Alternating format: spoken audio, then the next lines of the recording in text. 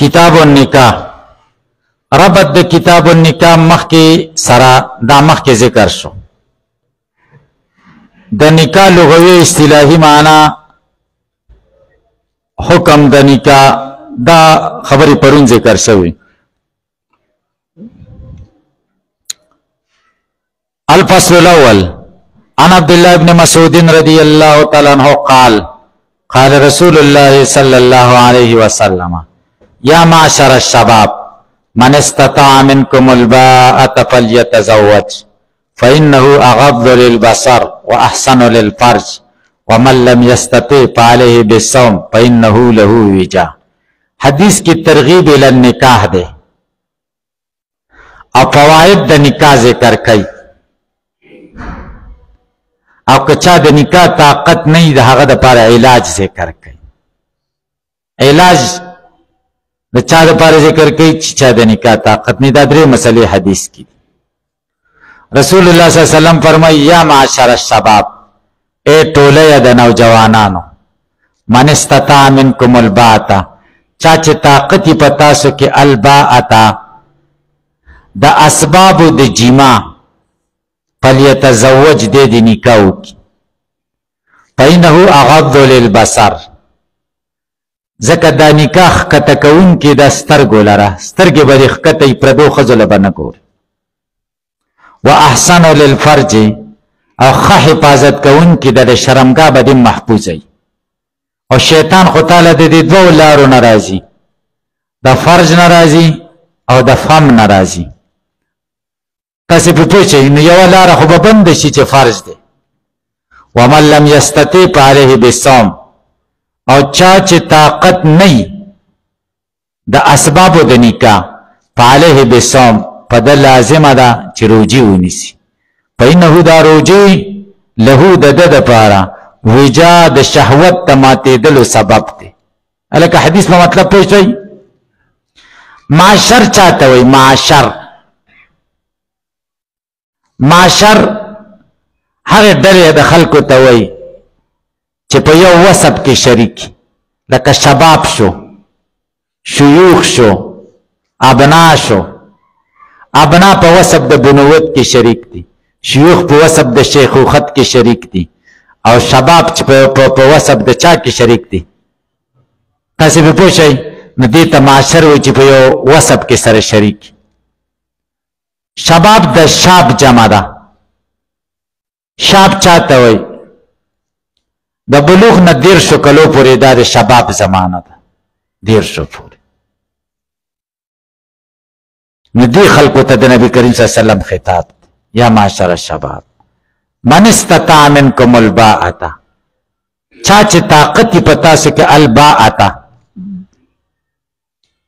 د جما طاقتی باءة یا باءة دیکھ مختلف لغات راغلی دی معنی جما دا مشتق دا مباعات نا مباعات کور تاوی دا ستوب نزیتا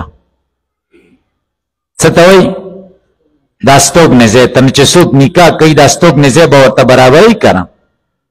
نکاح باءة نکاح ته ځکه وایي چې بس د نکاح دپاره د کور ځای ضروري دی که نه.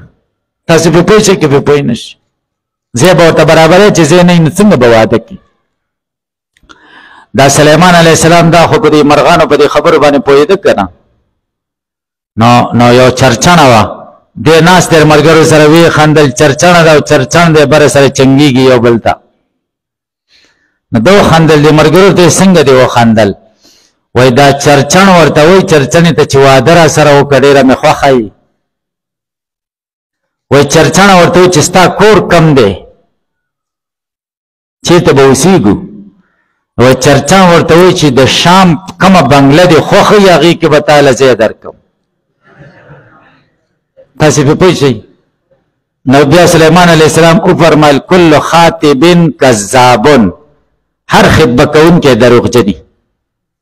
خطبه چې کوي کنه لکه زه داسې یم داسې ما سره واده وکړه یا چې زوی ورته معرفي کوي پلان کې زوی له نکاح کوم دا صفت دی پکې دا دی په دا دی د 4 انو به هم نه او د 200 روپو په قیمت کل خاطب کذاب وګوره چرچڼې څومره دوکه کړې تاسو په پوښتنه مباعات ضروری دی تاسو په پوښتنه خدا باعتنا مخ کې بدلتا مضاف حذف ته من استطاع منکم مؤونة الباعت اسباب او مشقت د نکاح اسباب د نکاح طاقت چې سوکینو پر یتزوج دادیو کی دا مضاف سره ولې راو باسو ځکه کده دینه جما مراد شي بیا به دسی شي من استطاع منکم الباء چې سو طاقت پتا سو کې د جما لرینو په یتزوج نکاح دیو کی نبی او په ترتب د ومن لم یستطیع صحیح نشي التبم داسي شي ومن لم یستطیع چې سو د جما طاقت نه لري په علیه بسوم په دروجی دي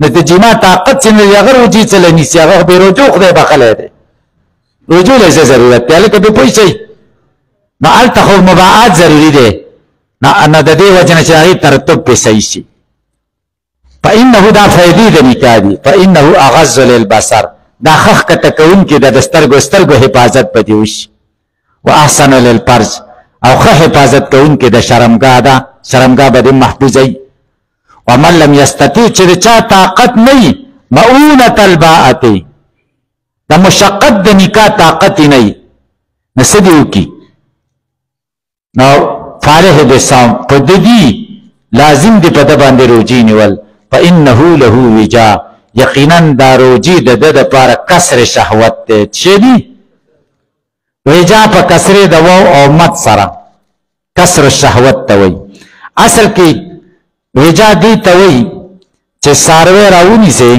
ادا خصيتين ورته یو ګټه دلان دي قبل په پاسه کې ورته خېدغه کی خسيان کوي کنه دا دغه ګران کنه تاسو په پوښتنه دي ته وي وجا معنا طاقت د اندامه مخصوصه به کمزورې کی روزي کې دا برکات او سوال دا ده پاله بالجوع ولنه ویلي پاله بالجوع کو د لازم دي چې ځان وګي نو جواب دار چې د عبادت په مقابله کې ورته عبادت ویلي چې صوم دی جو لوګه دا مستقل عبادت چرته زمون په دین کې نشته چې سره ځان وګي کی دا خو عبادت نه دی عبادت خو روزه ده چې وګي هم پکې شي الکه په پوښتنه ځکه پاره به سم چې یو عبادت نه به منتقل شي چاته بل عبادت ته نکاح عبادت ته او صوم عبادت ته الله وعن سعد بن ابي وقاص رضي الله عنه قال رد رسول الله صلى الله عليه وسلم على عثمان بن مظعون التبتل ولو اذن له لاختصينا عثمان بن مظعون نبی کریم صلی الله علیه وسلم ته وی قربان زدا سے کوم چې د خزونه لري کېږي مو ټول وخت عبادت ته ورکوم څنګه دی خو خدا نبی کریم صلی الله علیه وسلم منع کا رد کا په عثمان ابن مظعون باندې التبتل ترک النکاح تبتل یوازواله انقطاع د دې رد وکړه چې دا څه بنکه انفراد ولو اذن له ک نبی اسلام عثمان ابن مظعون ته اجازت کړې په تبتل کې لختصینا من به مبالغه کړې و په تبتل کې حتا کدنا اختصینا تر دې چې موږ به خصیتوب ته نږدې شي وي الکه په پوښي لو اذن له ک عثمان ابن مظعون ته د تبتل اجازت کړې و لختصینا نو اختصاص جایز نه ده کنه د سړي د پاره اختصاص د ساروی جایزه ده خو چې لږ وخت کې عمر کمی چې بیا لوی شي نه بیا د هغې نه ده صحیح لکه په پوه شي د خسي ګډ غوښه خوږی تاسو چېرته خوړلې ده چا خوړلې هر څه کړي تاسو په پوه شئ نو لختصینا نو دا لختصینا څنګه وایي چې موږ به ځانونه خسیان کړي وای نو جواب دا دی لختصینا خو منع دی لختصینا ما لبالغنا په تبتل موږ به مبالغه په تبتل کې کړې حتی کدنا اختصینا دې چې پوره پوښتای واه عن ابي هريره رضي الله تعالى عنه وعن اجمعين قال رسول الله صلى الله عليه وسلم تنكح المرأة لأربع لمالها ولحسبها ولجمالها ولدينها فاصبر بذات الدين تربت يداك خزه کې کم صفات دي چې د هغه د وجه نه به خزه سره نکاح کې عام طور سلور صفاتونه ذکر کوي چې خلک د دې سلور صفاتونو نه خزه ته مایل یا د مال د وجه نه مالدار خزه زما به ورسره کار برابر شي. بل د حسب د وجنه نسبی ښځه ده غټ خاندان سره تعلق ساتي. دریم دار جمال سره ښایسته ده. څلورم دار چې دینداره ده. دا څلور صفتونه نبی علیہ السلام ذکر کوي. تنکح المرأة لاربعین، په نکاح کول کېږي ښځه د څلورو صفتونو د وجې نه. لمالها د مال د دې د وجې نه، ولحسبها او د نسب د دې شرافت نسبي د وجې نه، ولجمالها د ښکلا د دې د وجې نه، ولدینها او د دیندارۍ د دې د وجې نه. فاصبر بذات الدین تربت یداک، کامیاب شه په دیندارې ښځې باندې تربت یداک، سپیره شي لاسونه دې په خاورو ککړ شه. دا اسې د مینې دی، خیري نه دي. د مینې نه ورته وایي چاته لکه سپیره شي داسې کار وکړه که نه، داسې د محبت لفظ دی تربت یداک، دیندارې ښځې باندې کامیاب شه. لکه پې پوه شئ، دا معنا نه ده چې دینداره به ګوري چې ښه بدرنګی نه، دا نور صفتونه دي هم پکې، خو د دې صفتونو سره چې دیندارۍ، خو د دیندارۍ سره چې د دې نورو صفتونو مقابله راله ته به اختیار چاله ورکړې؟ دیندارۍ ته به ورکړې. هلکه پې پوه شئ. او که عالمتن دې وکړه نو بیا بچی هم ځان له پخې، ترکاري به هم ځان له پخې، چې میلمه ورشي نو بیا به ورته کور والا مې بس کلاس کې ناسته ده، د چایو ټیم نه دی. بیا به ته ورته هلکه ته کښېنه، به وایي زه درته چای پخومه. داسې ډېر واقع شوي که نه. نه دیندارۍ سره به معاشره جوړوي، اولاد به نیکي.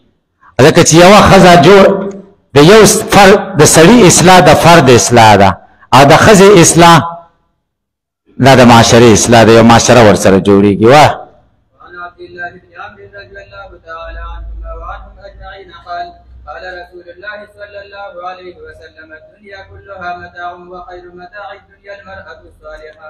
رسول الله صلی الله علیه وسلم فرمایي الدنیا متاع، دنیا لږه فایده ده، لږه فایده ده. متاع جمع امتعا راځي، او جمع الجمع اماتع او اماتیع راځي. متاع څه ته وایي؟ كل ما ينتفع به من الحاجات كالطعام واساس البيت، لکه خوراک شو، د کور سامان شو، کالی شو وغیرہ، دیتا سوئی دیتا متاع وئی. دنیا ټول سامان دے، عارضی سامان دے. وخیر متاع دنیا، بہترین سامان دے دنیا المرأة الصالحہ، نیکه ښځه. نیکه ښځې حدیثو کې بیا صفات شته چې نیکه ښځه کمې ته وایي، چې ته ورته وګورې زړه دې خوشحاله شي، او چې غایب شي ستا د مال او د بچو حفاظت کوي، او ستا د عزت حفاظت کوي. دا نیکه ښځه. تاسو پې پوه شئ. الله وعن ابي هريره رضي الله تعالى عنه وعنهم اجمعين قال قال رسول الله صلى الله عليه وسلم خير نساء ركبن الابل صالح نساء قريش احلاه على ولد في صغره وارعاه على زوج في ذات يده.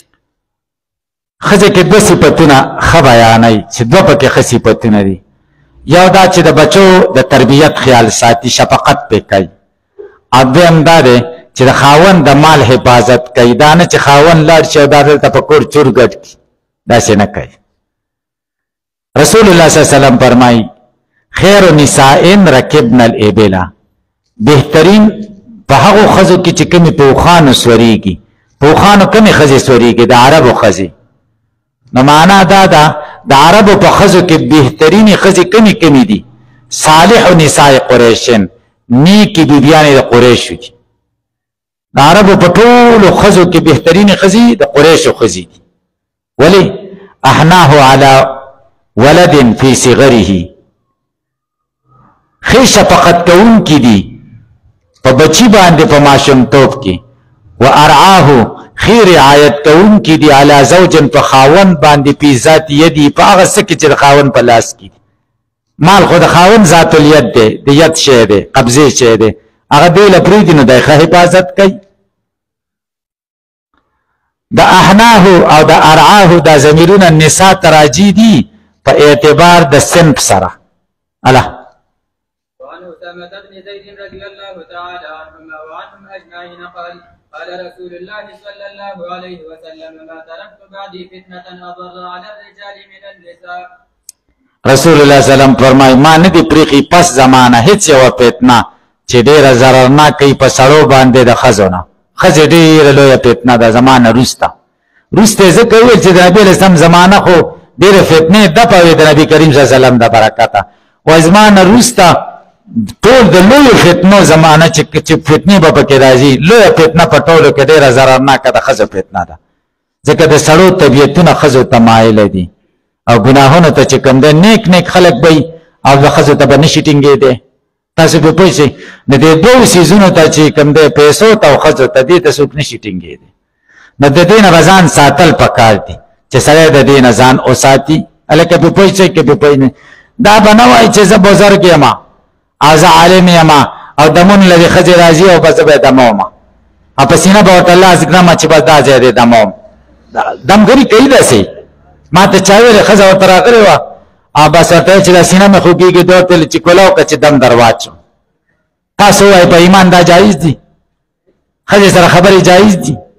او بیا چې ورته ووایي چې لندن نه ورته څوک ووایي په سر مې درد دی هلکه موبایل ونیسه چې دم دې کړم. لندن کې په څه دموي تاسو ته لیدلي دي که نه دي لیدلي؟ او چې ښځه ورته راشي هلکه بله کوټه کې کښېنوه ورته د دې ځینه به دم درځي. لندن له رسېږي د بلې کوټې له نه رسېږي خو داسې چل شته دی که نه؟ هسې تاسې خپله سوچ وکړئ که زه غلطه وایم تاسې سوچ وکړئ داسې ده که نه ده؟ دموه دا مچ مه دموه ښځه سله دمه ښځه ماشوم درته راولي ماشوم ته خپلې ښځې ته وایي راواله به دم پې ورته واچوه. دم خو څه بده خبره نه ده خو دا ده چې مخالطت د ښځو سره بده ده. ځوان جان طالب العلم یا ځوان جان نوی فارغ شوی مولا یې ځان نه دې دمګری جوړ کړو نو خامخا به په ښځو سره لاس میلاوی که نه؟ لکه پې پوه شئ د سړو طبیعتونه ښځو ته مایله دي. تاسو پې پوه شئ او ښځه چې کوم دی سړی په دام کې زر راګیرولی شي. د دې د وجې نه رسول الله صلی الله علیه وسلم فرمایي د ټولو کې ډېره ضررناکه فتنه د سړو دپاره د ښځو ده. ورپسې شه وعن ابي سعيد الخدري رضي الله تعالى عنه وعنهم اجمعين قال قال رسول الله صلى الله عليه وسلم الدنيا حلوة. رسول الله صلی الله علیه وسلم فرمایي الدنیا حلوة دنیا خوږه ده خضرة شنه ده حلوة خوږه ده طبیعت هم ښه مني او خضرة شنه ده نظر سترګو کې هم ډېره ښه ښکارېږي. وان الله مستخلفکم فیها الله تعالی تاسو جانشینان د نورو ګرځولي یې په دې ځمکه کې. فینظر الله ګوري کیف تعملون چې تاسو څه کوئ. وفتقوا الدنیا واتقوا النساء د دنیا نه هم ځان وساتئ واتقوا النساء د ښځو نه ګورئ ځان بچ کئ ښځو نه ځان بچ کئ. ښځو سره چاته مخالطت ونه کوي په هېڅ یو نوم نه ده جایزه. فان اول فتنه بني اسرائیل کانت فی النساء اوله فتنه د بني اسرائیلو په ښځه کې وه. هغه چې سړي وغوښته چې سورت بقره کې دي که نه چې بقره بیا ذبح کړه چې سړی راولاړ شه وراره و تره ته وایي دا لور دې راکړه هغه نه ورکړله ایسته یې مړ کړه. او بعضې وایي چې تره یې مړ کړه چې دا ښځه یې موږ له پاتې شي. ښځه یې خوښه شوې وه نو بیا پکې هغه واقعه وشوه. درود شریف اللهم صل علی محمد کما صلیت علی ابراهیم وعلی ابراهیم